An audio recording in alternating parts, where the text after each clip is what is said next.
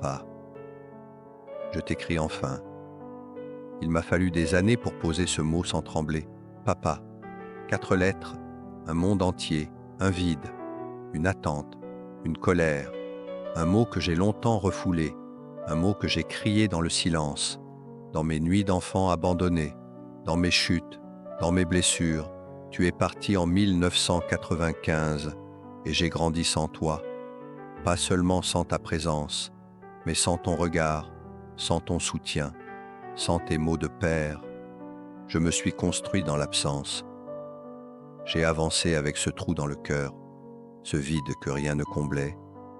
J'ai vécu des choses qu'un enfant ne devrait jamais vivre, des violences, des silences, des blessures qu'on cache parce qu'on n'a pas les mots. Et pourtant, j'ai survécu. Mais ça m'a coûté 20 ans de ma vie, 20 années à me débattre avec ton absence, 20 années à hurler sans bruit, à chercher un sens, à porter des chaînes invisibles, 20 années de rage, de repli, d'incompréhension, 20 années à me dire « Pourquoi moi? Pourquoi toi? Pourquoi ce vide immense ?» Et les gens me disaient « Tu dois pardonner. » Mais comment pardonner quand la douleur est encore vive? Comment pardonner quand l'enfant en soi est encore en larmes? Et pourtant, j'ai avancé, pas après pas, chute après chute. Et un jour, j'ai compris que tu étais là. Mais autrement, j'ai compris que même dans ton silence, ton âme veillait. Et plus encore, j'ai compris que tu ne m'as jamais vraiment quitté. Tu es là, vraiment là. Tu es mon guide. Tu m'accompagnes dans chaque consultation, dans chaque canalisation, dans chaque mot que je transmets à ceux qui ont mal. Tu es là, dans mon cœur, dans mes mains, dans ma mission.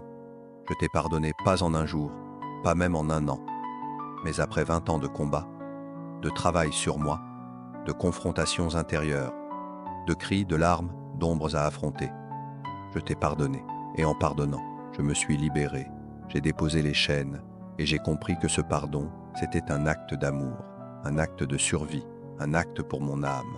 Aujourd'hui, je suis devenu un homme, un guide, un pilier pour les autres, et je sais que tu es là, à mes côtés, à travers chaque message que je transmets, à travers chaque âme que je soulage, à travers mon travail de lumière.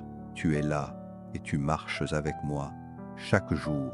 Alors ce texte, ce n'est pas un adieu, c'est un pont entre ton monde et le mien, entre ton silence et ma parole, et à toutes celles et ceux qui lisent ces mots, à ceux qui n'ont jamais eu de vrai père, à ceux qui vivent avec cette absence, cette colère, cette attente.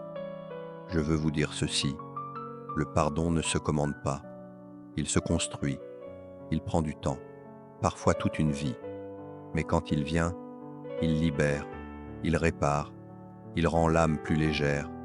Ce n'est pas oublier, c'est se relever, c'est décider de ne plus se laisser définir par ce qu'on n'a pas eu, mais par ce qu'on choisit de devenir.